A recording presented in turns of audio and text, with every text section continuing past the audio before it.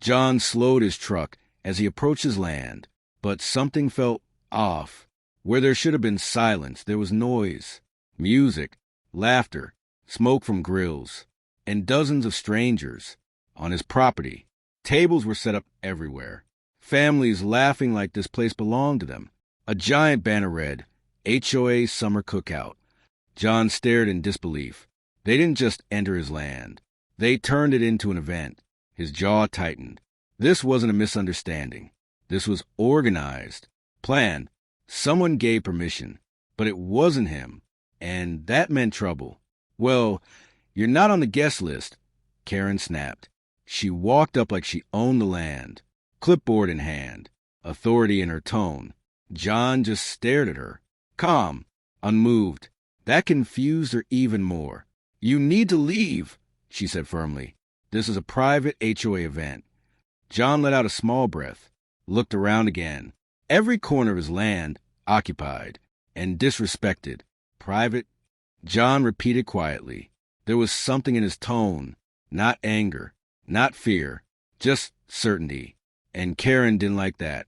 Behind him stood a locked ranch gate, a warning sign clearly visible, private property, and just beyond it, a massive presence, watching silently.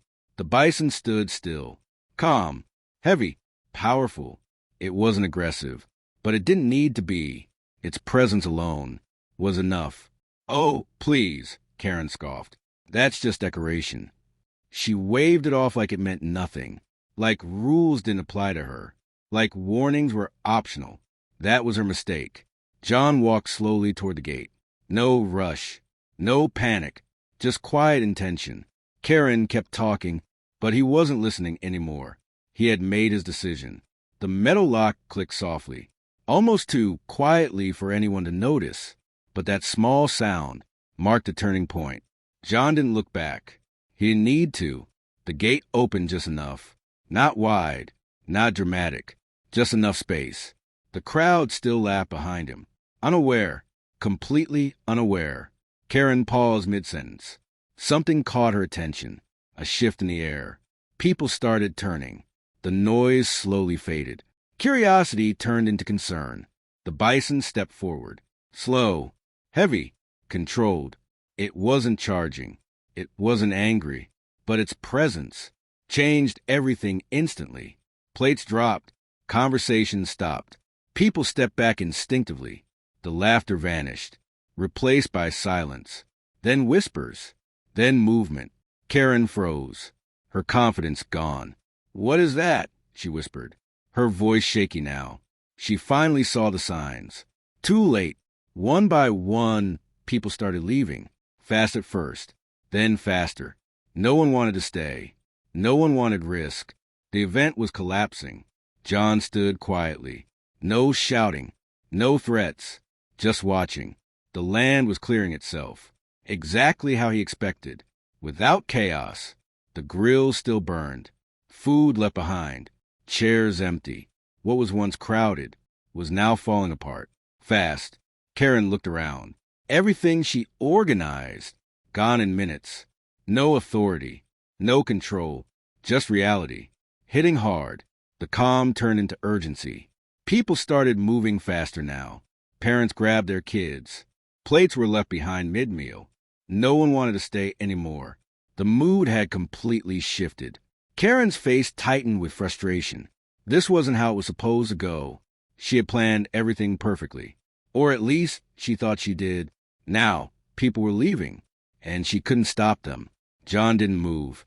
He simply stood there, watching. No anger. No shouting. Just quiet control. He didn't need to force anything. The situation was handling itself. Chairs sat empty, slightly shifting in the wind. Half-eaten food remained on tables. Smoke still rose from the grills.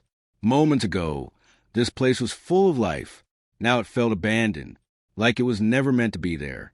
The bison stood quietly, unbothered, calm.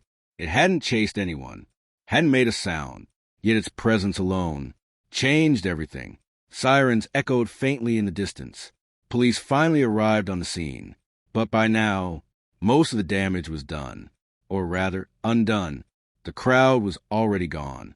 Karen rushed toward the officers, trying to explain everything at once. It was an approved event, she insisted, but her words lacked confidence now. The empty land behind her told a different story. John simply pointed toward the sign. Private property.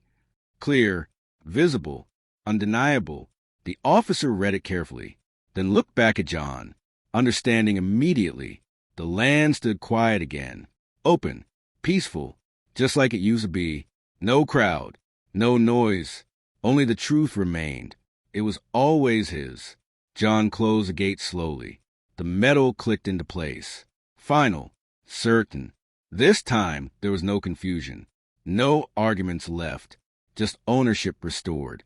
If you enjoyed this story, don't forget to like and subscribe. And tell me in the comments, where are you watching from?